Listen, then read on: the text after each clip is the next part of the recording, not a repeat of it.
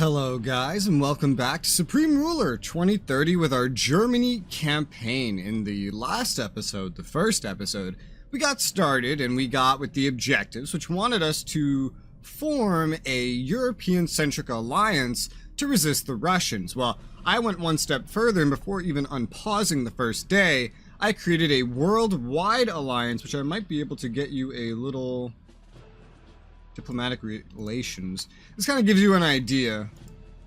Oh no, allies and enemies. This one's better. This is the alliance that I formed. And I just actually saw that because I made so many alliances and everything, the world likes me even more. So I went around making a whole bunch more alliances that will be coming through here soon. This had the unfortunate consequence of breaking kind of the flow of the campaign, as my alliance with Ukraine immediately started a war between Ukraine and Crimea, which I guess was some kind of a choice that they have you make, but I never saw the prompt for the choice.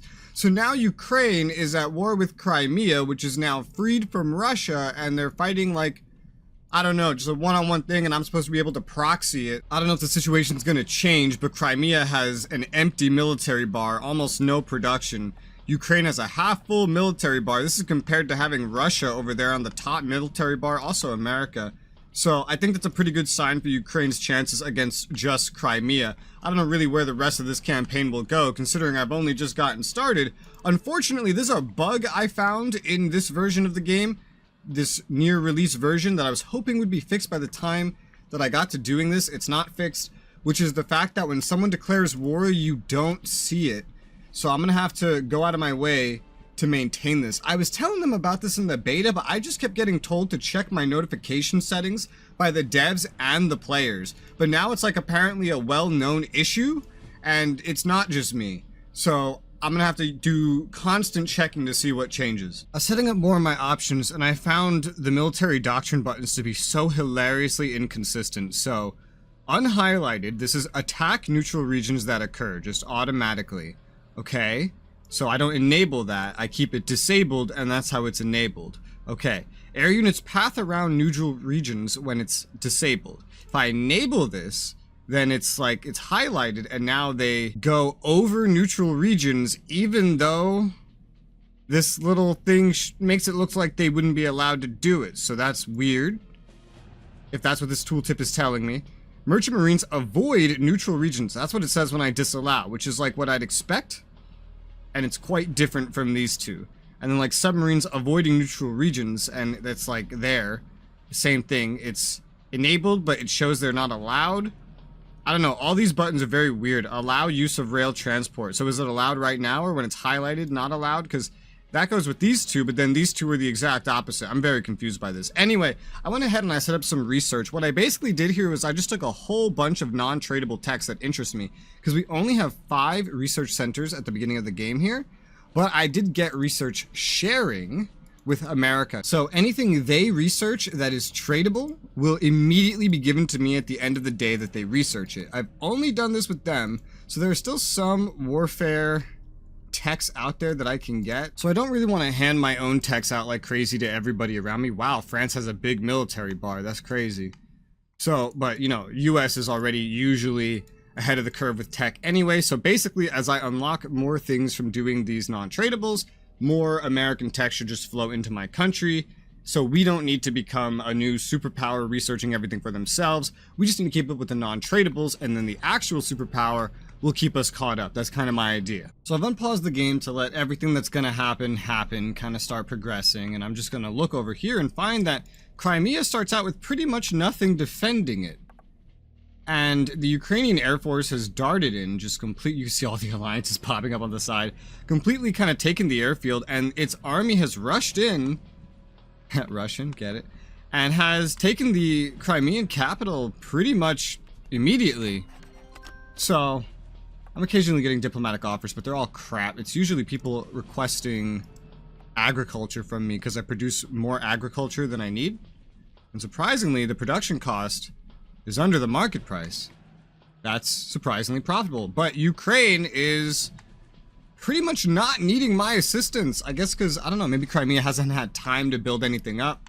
They're doing just fine. Oh my god, look how tiny their military bar is. Look how tiny Russia's is. America's near the top. Who's the top then? China. Oh. Crimea moved its capital to Sevastopol, but I guess, yeah, look, because Ukraine is allied with Romania as well. Romania and, oh, even I, apparently, with my AI, sending what I assume to be transport planes to provide supply. Yeah, looks like it. Are my men moving towards there? Like, do I have land units? Only supply trucks. I have, like, my AI is just sending supply trucks. That's fine. Supply trucks, supply planes. You can go help them with that. That's not so bad. It's interesting. I'm so interested about, like, to see how this AI performs, and they're definitely doing stuff. Oh, look at the little rail transport. Oh, there's an infantry. Where's it going? Where's it going? It's just going up into Ukraine. Oh, cool. This is so interesting to see. The AI doesn't do this kind of thing in Supreme Ruler Ultimate. Experimenting with this new AI, I think I'm going to take advantage of the avoid this region, like this series of buttons for this, to kind of decide where my units do and don't go, while still leaving them automated. This is both an experiment for me as much as it is a playthrough, so I'm getting my units kind of out of here, especially because I see this alliance that is formed around Ukraine is pretty much going to help Ukraine, and I think it's defaulted to showing colonies again. It has, because they have 6 main allies, 5 if you don't include me: Romania, Poland, Italy, and France. And we can see Poland and Romania showing up in force to help their Eastern European counterpart, while France isn't doing jack shit. I'm not really going to do that much at the moment. What a surprise. France and Germany not helping their allies. And Italy also not really doing a whole lot, I think. Mainly just Eastern Europe supporting Eastern Europe right now. Oh my good god, I have 936 economic alerts. Is that just from research? How much fucking research did I get for free, dude? This is crazy. Nuclear missile warheads. Did I get research that comes after non-tradables? I feel like I might have been handed research that was otherwise anyway blocked off by untradables for me. So that's weird. Oh, we finally have some fighting. I just heard it start popping. Romanians pushing up for the Ukrainians have found a Crimean garrison. How is Crimea still up? Because no one's going to step on Sevastopol? I mean, I can do that, right? Like, I got some dudes here. Just run all the way down there. I'm sure you can path it. Everyone else kind of stopped because they're just like, oh, I can't path through this region. Let me actually tell them to go back so I can unconfuse them. But if I just need to go step on this or start an encounter that the Ukrainians respond to, that works. Or, you know, the Polish or Romanians, whoever's really acting in this region. Right now, it's only still between them, so it's not too big of a deal. I have arrived, and there is a garrison here. So hopefully we can just kill that. Hopefully someone decides to help us. I mean, they may not. I'll speed it up a little bit and see. Actually, it looks like we just won't need help. Let me speed it up even more, because the 2 things I sent here are more than enough. And voila, Sevastopol has fallen. This fortress. I'll send my units back now. I doubt that they're gonna stay here doing anything. Oh, look at this. Saki. Saki. What do you have, Saki? What, no garrisons? Wait, hold up. This still belong to Crimea? Yeah, let me go step on that. Grab it for the Ukrainians. Yeah, let me just go step over here too. I mean, I might as well. See how this ends up for them. Yeah, the Crimeans don't really have other garrisons anywhere. What about here? They're trying to get a garrison over here. They're trying to. Oh, this is the new capital, and the Romanians are going down the road as well. They have seemingly the same idea. My units have pushed up, and we found 1 garrison up at Kerch here. The same units. I just figured might as well. Is this efficient? No. But does it really matter when this is the scale of the war that we're talking about? Damn, look at these spies. Oh man. Oh my god. Suddenly this has mobilized everybody. Planes with missiles are coming to help us. The entire Ukrainian land force has decided to come help us. Well, that worked. That got the AI moving. Alright, cool. I think that's all of Crimea. I don't think there's anything left. So, let's go home, because I think that this war is done. Let me go ahead and just pump up this game speed. Yeah, there you go. Okay, so it tells me when someone's eliminated. It also tells me when you progress your campaign. So, what is this? Serbia declared war on Romania, Belarus on Poland. Belarus on Poland makes sense. Serbia on Romania, they were actually allied with me. They still are allied with me, so that is quite interesting. Fighting is breaking out pretty heavily, instantaneously. I think most of it right now. Okay. Serbia just publicly declared war on our ally Romania. Despite how they're justifying their actions, we know that Russia somehow has a hand in this attack. Defeat Serbia, defend our alliance. But I am allied with Serbia too. I've really broken the pacing of this. But there's also Belarus. There's also Belarus, right? Are you gonna... Is there a pop-up about Belarus? Stand with Poland. Win the war against Belarus. Defeat Belarus, defend our alliance. Yeah. So, as you can see, the Belarusians are kind of like charging in. There's immediately fighting with garrisons on the border. This is probably not necessary, but it's also not really a terrible thing to do. I'm just going to go into my theater, and I'm going to max out garrisons in the theater, kind of stretch my reserves here, try to make them bigger, because this is a pretty good way to do that. That's not all that's happened, because the alerts are off. I didn't see it, but there's another war that started way off on the other side of the world.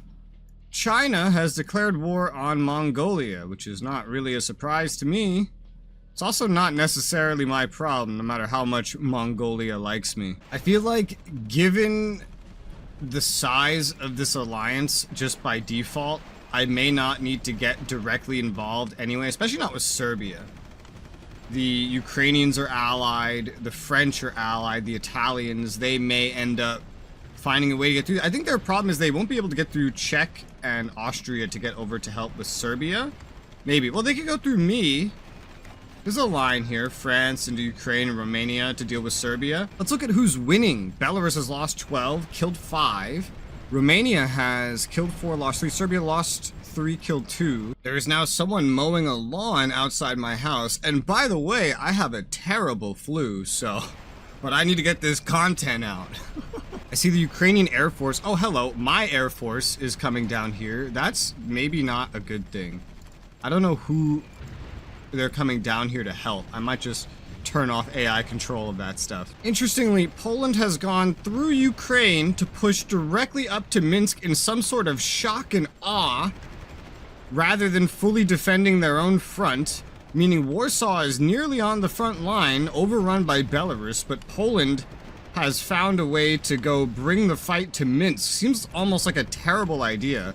Belarus has a surprising amount of units.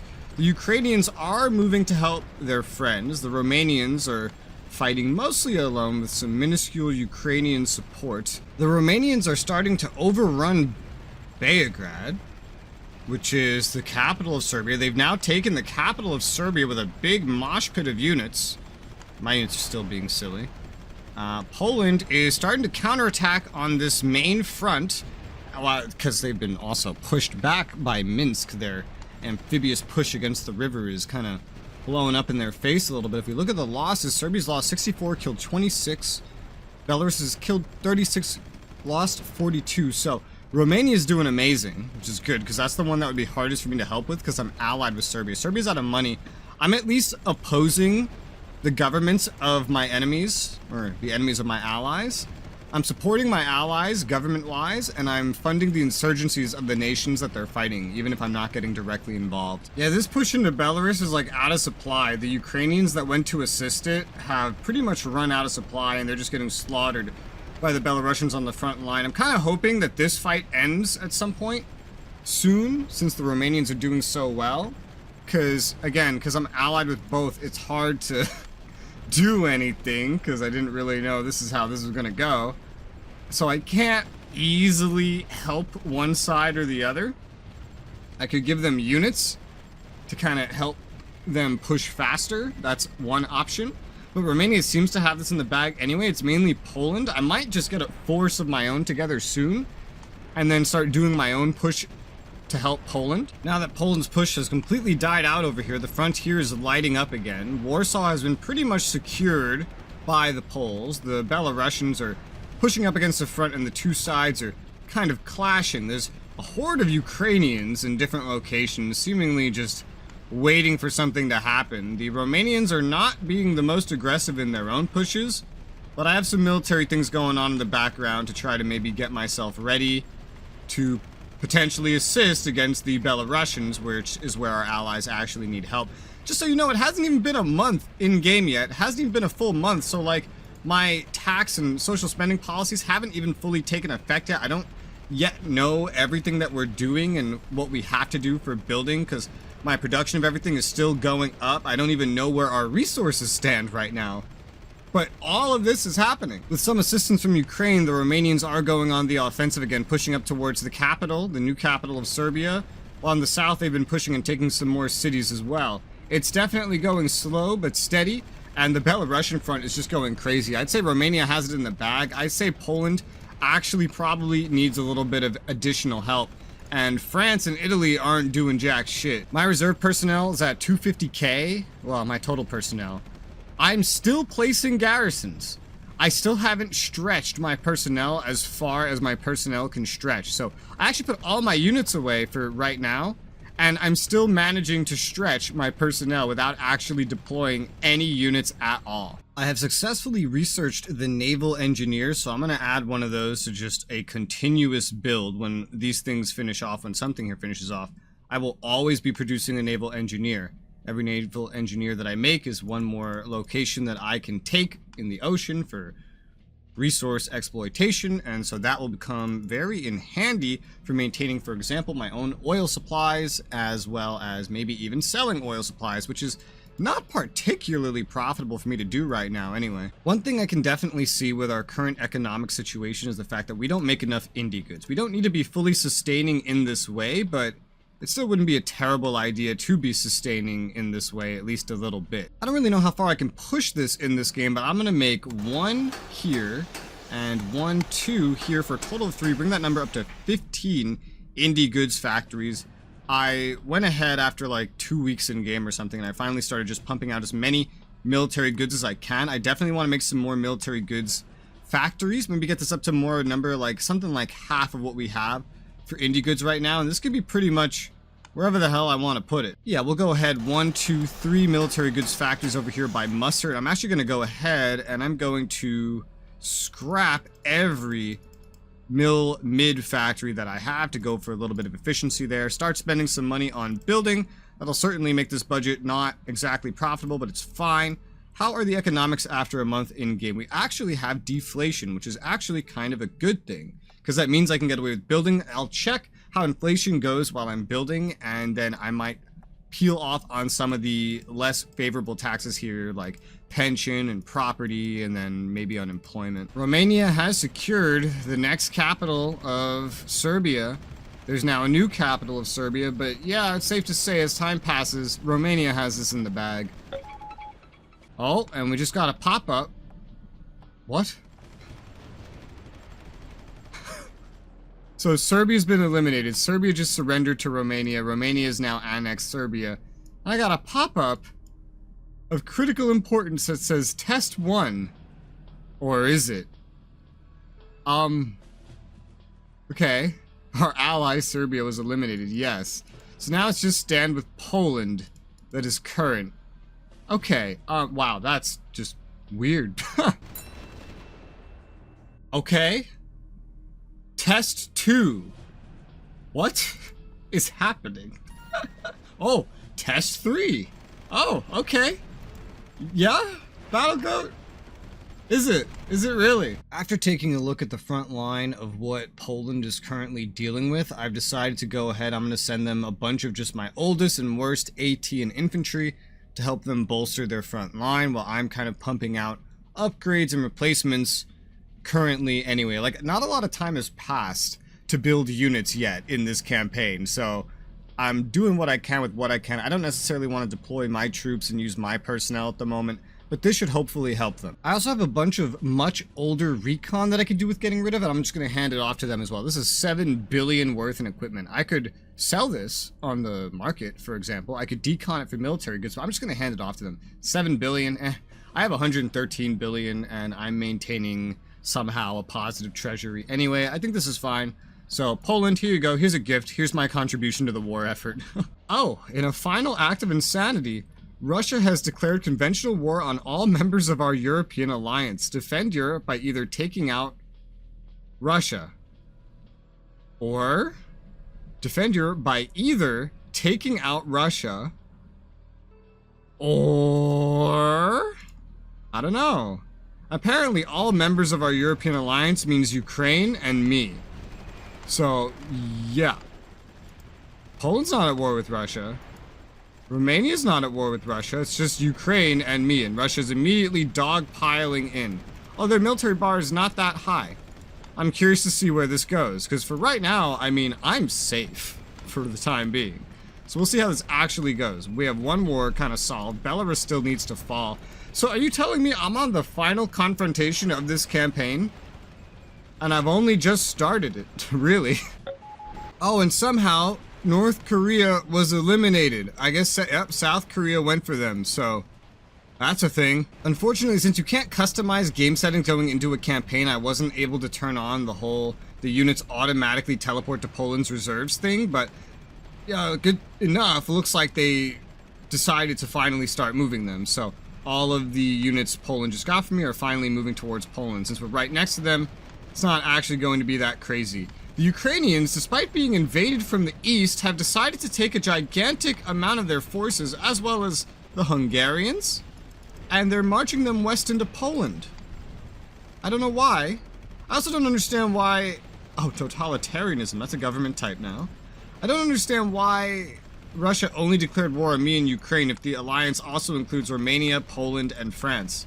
What this means is that if they defeat Ukraine, it doesn't even matter, because I can just hide behind everybody else, because Russia won't go through them, and just deal with Russia at my own pace. For some reason, my indie goods are now doing amazing. I didn't even finish building the indie goods that I was planning on building. So one thing I'm going to get started on building some of is some uranium mines. So we're just importing uranium, and that seems like a waste of money, when I could make it and even export it potentially for much cheaper and better prices. I just need to find a place to start. Let's start right there. Yes, this swarm of Ukrainians have swarmed around Warsaw to protect them from Belarus. Really, I think, Ukraine, that you have bigger problems right now.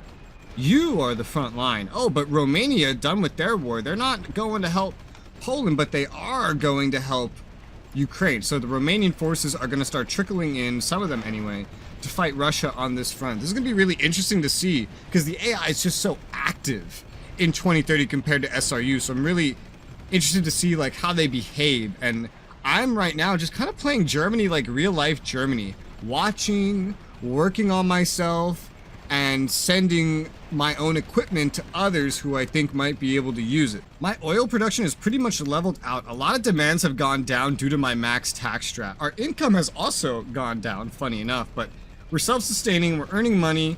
Everything is fairly under control. My population's not the happiest. How's that economy doing now that I've started building stuff? The inflation is still deflation. Okay, cool. So I don't need my max tax strat necessarily. I'm gonna start peeling off on some of the less liked taxes, which is probably gonna end up actually raising my money as well as the happiness of my people. Actually, you know, I'll just probably set property tax to minimum. I'm not going to do this necessarily with any of the other ones, but property tax doesn't give you that much, and the people really hate it. Oh, okay, the UN thinks that I should be sold for 16 million, a 160 million worth unit design, the AML-67. Okay, I don't know what that is, but 16 mil is nothing to me.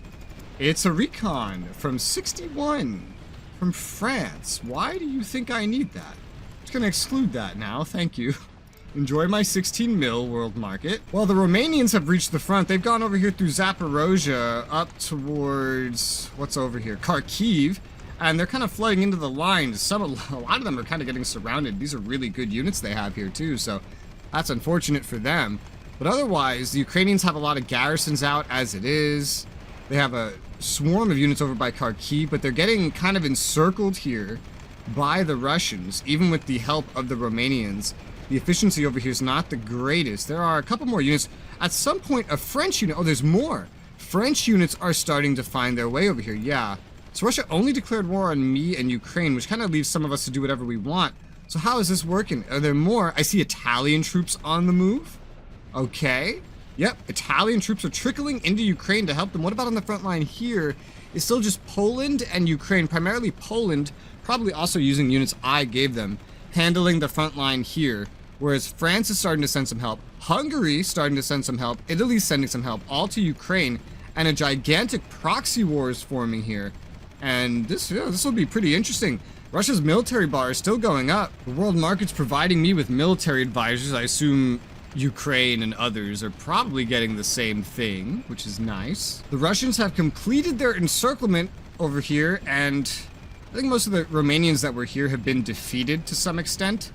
And the Ukrainians at Kharkiv are now kind of cut off from reinforcements as well as many other units. This northern push around, I don't know any names here I recognize, but it's going a lot slower despite less resistance. There's still a swarm of Ukrainians chilling on Kiev? I don't know how to say their pronunciation of it. And still many over here by Warsaw. Polish front is going well, and slightly more foreign units still trickle slowly into here, which is nice. So they're not fighting the full forces, but they are fighting essentially France, Italy, Romania, and Hungary right now. Hungary, who's allied, oh, 2 allied regions yet. It's actually the entire alliance. That's weird, game. Russia's doing actually very well. They've killed 149 units, and now this includes garrisons. Most of this seems to be Ukrainian, and they've only lost 35 units. They're probably expending military goods at a crazy rate right now. The Poles have a big engagement up here with the Belarusians that they are winning. They even have more reinforcements coming in for it. Brest over here, which I believe is originally Polish, has a swarm of Belarusians on it, although a lot of this seems to be support units like AA. The Poles are not pushing an offensive there. Their limited units are pushing over here. While the limited equipment with demilitarized modern nations can really kind of be felt here in what we're seeing. There are some units trying to stand up against the Russians here, but they're not doing the greatest job of it. Bleeding the Russian personnel, sure. Dealing damage, sure. Able to take them on? No. I mean, I'm not able to take them on either. That's why I'm not rushing into this shit. Especially given what Russia actually declared war on. Unrelated, really, but over in the east, India has gone to war with China, and they appear to be winning, probably just due to supply limitations. China's winning against Mongolia, so that's happening. None of it really affects me at the end of the day. There is a problem in the world right now with these wars, and it's the same problem that is kind of happening regarding the Ukraine war in real life. Which is the fact that if we go, however the fuck I get to this, I don't remember how to get to this. But the world market for units, which is somewhere here, there it is. Oh, they moved it, did they? Yeah, they did. It used to be right here, I think, somewhere right here as a different button. They moved it. There's not a whole lot of excess units actually in the world right now. And especially if I go look at, say, America, they've deployed all of their units. So if I look at their units, sure, there's a ton of anti-tank available. Lots of javelins. But then, like, that's about it. My indie goods is not really getting stretched by any of the building that I've done. So I'm going to go ahead and develop my uranium mines further, especially since our economy is actually still deflating. There's not that big inflation boost at the start of the game that is so common in SRU. That's, like, not even a problem.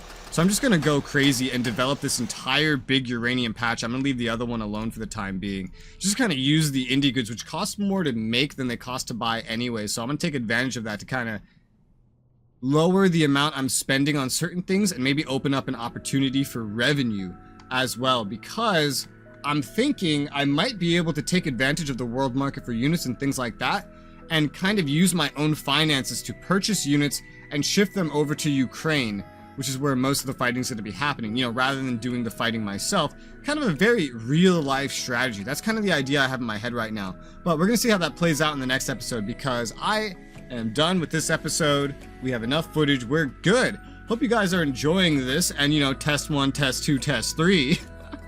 This is definitely a very interesting experience for me so far. Oh, look, Russia's over here, too. Oh, I should go attack that. Ah, we'll figure it out. We're only not even 2 months into the game yet, and we're at the final confrontation. Fucking hilarious. For now, thank you guys very much for watching, and I'll see you on the next one.